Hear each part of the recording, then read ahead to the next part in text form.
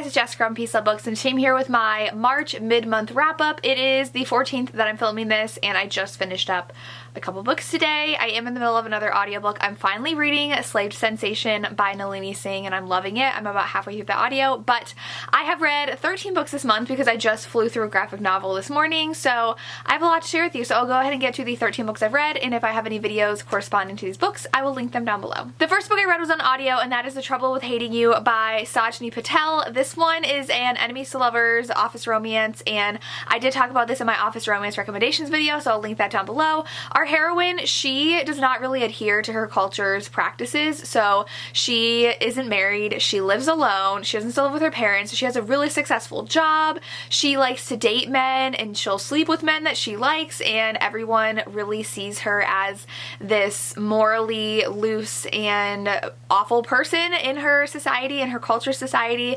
and with her parents. And her dad is very much emotionally abusive to her mother, and so she really doesn't want to adhere to that kind of relationship. And so her parents keep on trying to set her up with people, and she's at a dinner with them, and they invite this man and his family too, and she's like, stop trying to ambush me with these setups. So she like storms out, and the guy ends up being the love interest. He is actually a lawyer being hired to work with her company to save her company because her company is about to go under, and she has to help save it too.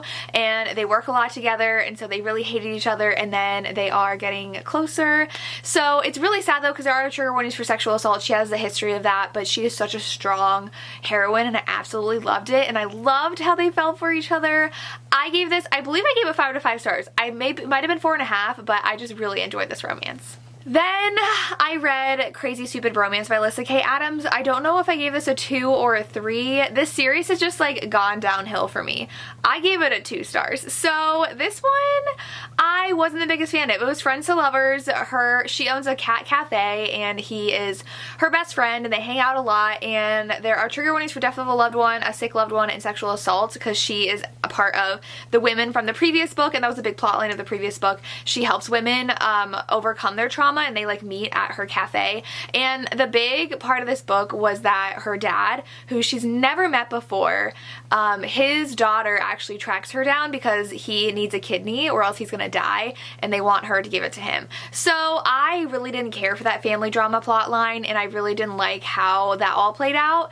It felt kind of weird to me, and I just didn't love how she had never like been in her dad's life. Her mother has passed away a little bit ago, so she is literally alone, our heroine is, and I don't like how they were literally just using her for a kidney. Like, they ended up like making bonds with each other, but I just didn't like how the only reason they sought her out was to save the dad.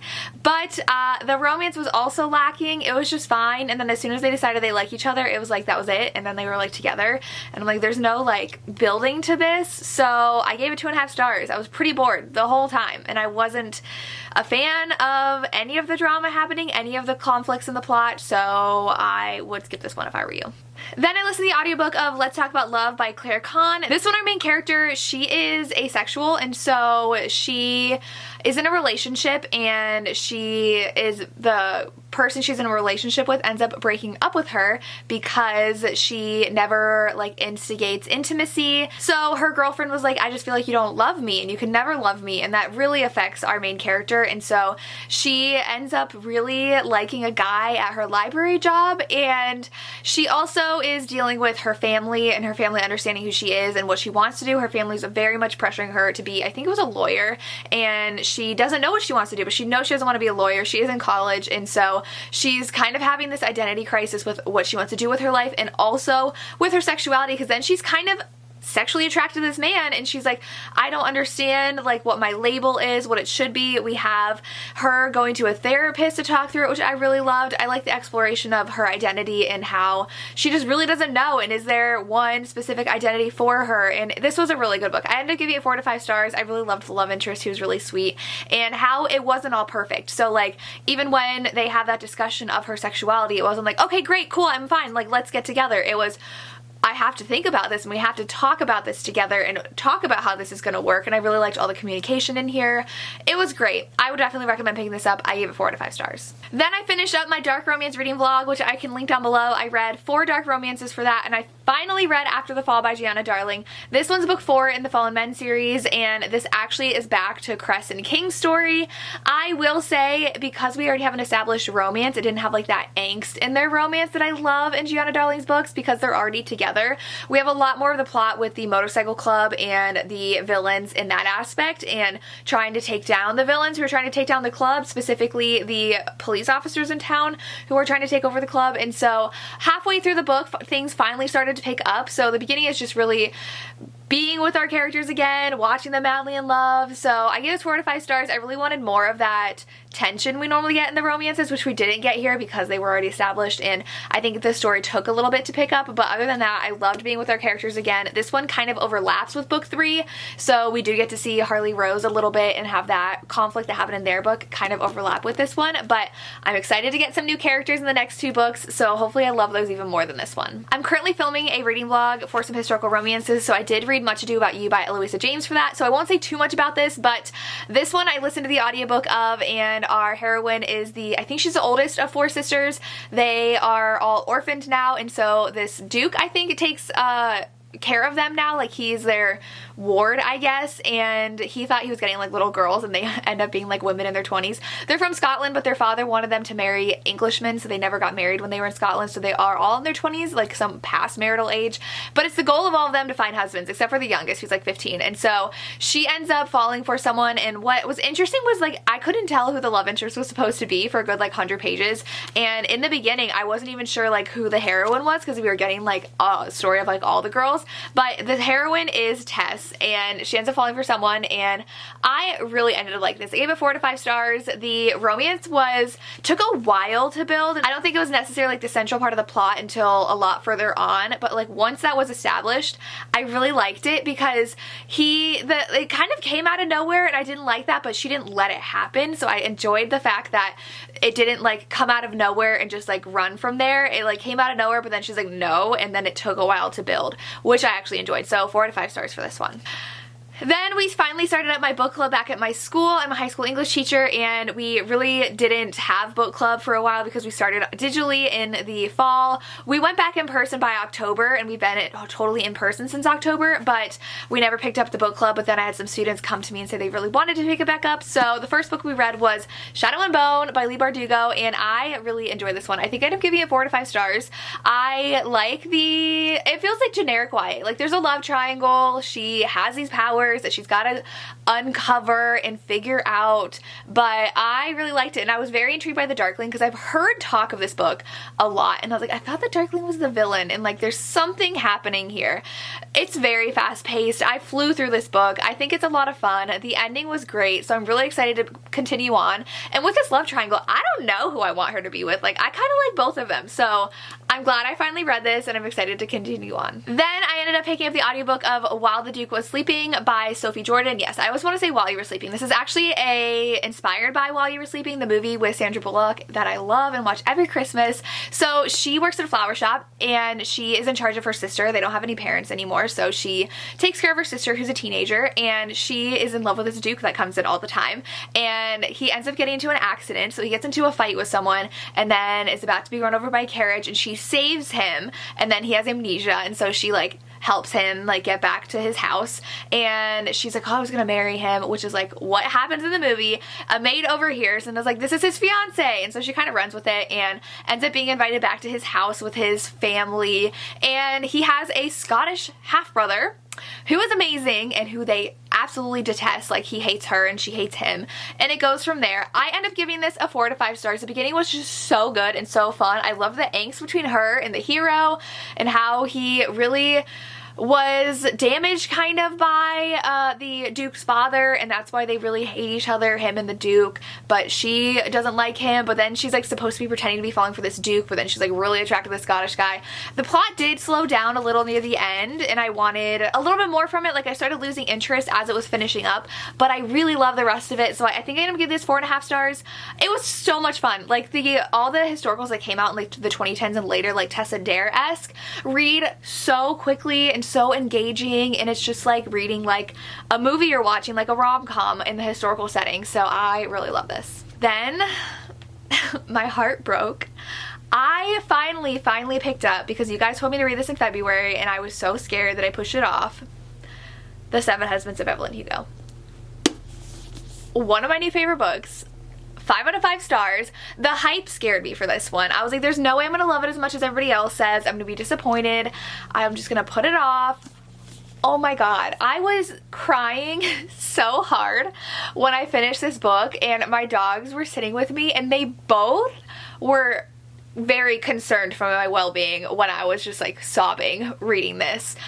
This is just so hard to read, and it's just so touching, and Evelyn Hugo is just this famous actress. She's in her 80s now, and she offers an exclusive interview of her life and her 7 husbands, and the big question is, who is Evelyn's love of her life? So much loss in here, like, oh my gosh. But I was glued to this book. I flew through the story. I read it physically. The audiobook still has like a crazy hold at the library, so I just decided to read it physically. I'm obsessed. Like, this is gonna be one of my favorite books of the year. I now understand why everybody's obsessed with this story. I've never been so emotionally attached to a character in recent time of the books that I've read. It's just amazing. What everybody said about this is amazing. I just got so invested in Evelyn's story and how she kept on saying, I'm not a good person. I really liked how things were coming together at the end. It was just heartbreaking, heart-wrenching, and just amazing. So read this if you haven't yet. Don't be like me and put it off. Read this now. Then I kind of went through a period of books that I was just like not enjoying. So I picked up Southern Storms by Brittany C. Cherry.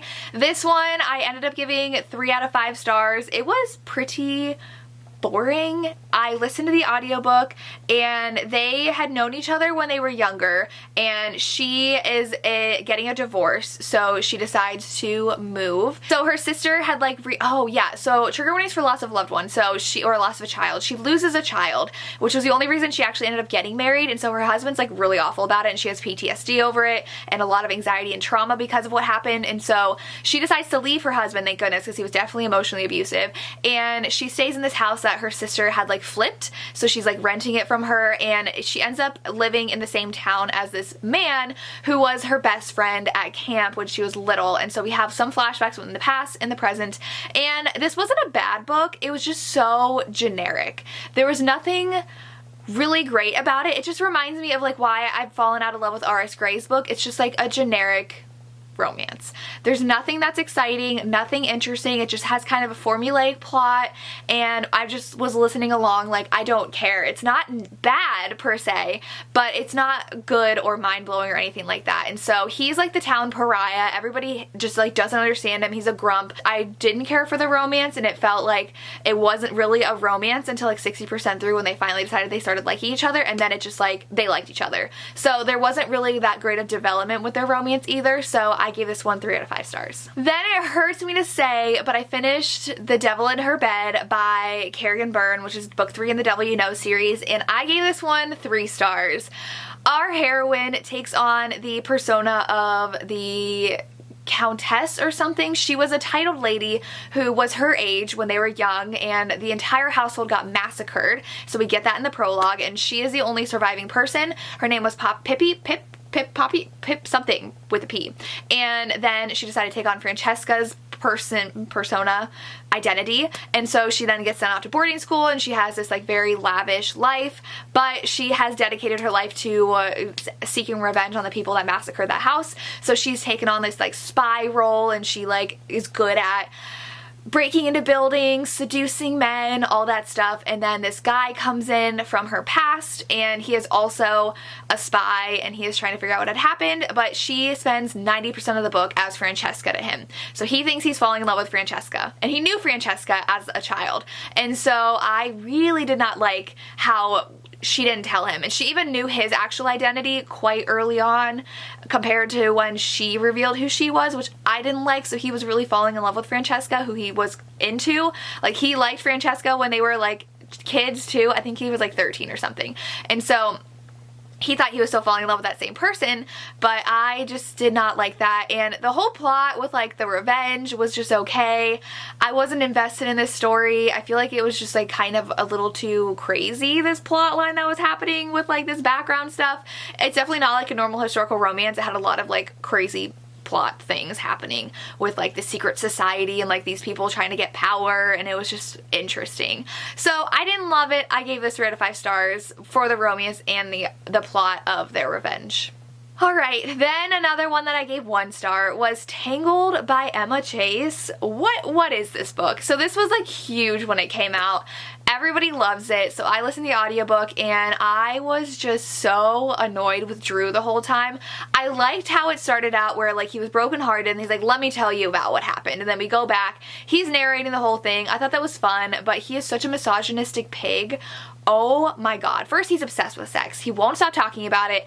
He has such a double standard when it comes to women, because he has a threesome with twins in the beginning and then talks all about it with his friends. He's like, well, if they didn't want me to talk about it, they shouldn't have acted that way.